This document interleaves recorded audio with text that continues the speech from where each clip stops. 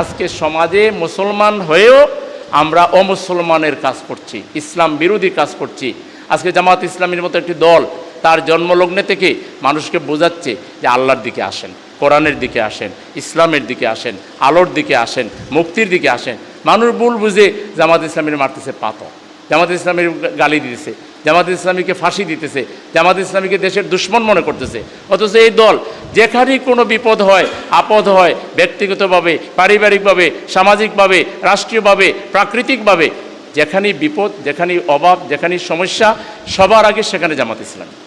এই যে জামাত ইসলামীর আমির একটু আগে আপনাদের এখানে এক টিন বিতরণ করে গেছেন 3টা জায়গায়, ডাক্তার শফিকুর রহমান সাহেব।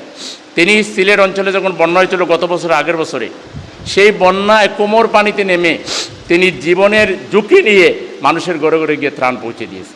তিনি সুনামগঞ্জে গিয়ে যেখানে বেশি ক্ষতি হয়েছে ওই জায়গার মানুষের সাথে